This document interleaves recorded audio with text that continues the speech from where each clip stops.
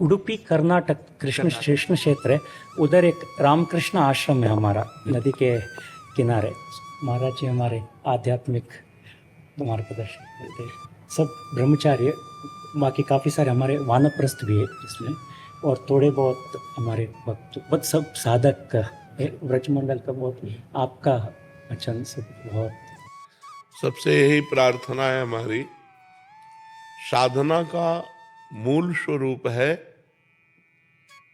संसार और शरीर के राग का नाश हो जाना। जो मनाखष्टानि इंद्रियाणि प्रकृति स्थानि कर्षति, इसको रोकना है, यही साधना है। जो हमारी 5 ज्ञानेंद्रियां शब्द स्पर्श रूप रस गंध को लेकर विषय भोगों के लिए लालायित रहती हैं, उनमें विचरण करती हैं, देह भाव से युक्त होकर हम कर्ता भोक्ता भाव में युक्त हैं, इसी का नाश करना है। इसका सहज नाश का उपाय है जो गुरु ने नाम दिया है, मंत्र दिया है, उसको अव्यावृत मतलब निरंतर मंत्राकार वृत्ति हो, भगवदाकार वृत्ति हो, तो संसार का चिंतन, संसार का राग स्वतः ही नष्ट हो जाता है।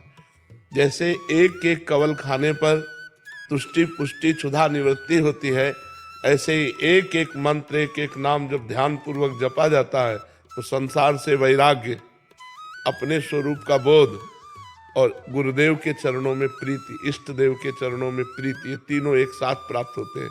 जैसे तुष्टि पुष्टि क्षुधा निवृत्ति, ऐसे संसार से वैराग्य, स्वरूप का बोध और भगवान से प्रेम, तीनों एक साथ प्राप्त होते हैं।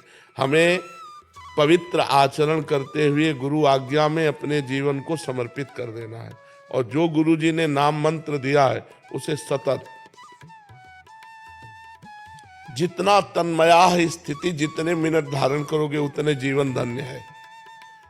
और संसार के जितने ये शुभ कर्म हैं, ये सब भगवत प्राप्ति कराने में समर्थ नहीं है।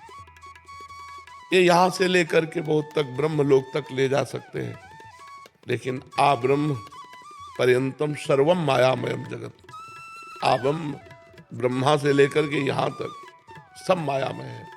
तो हमारा कार्य है माया मुक्त होना। भगवान ने कहा आ ब्रह्म भुवनान लोकान पुनरावर्तिनो अर्जुन, ये बार बार आने जाने, अब आने जाने वाला काम नहीं करना।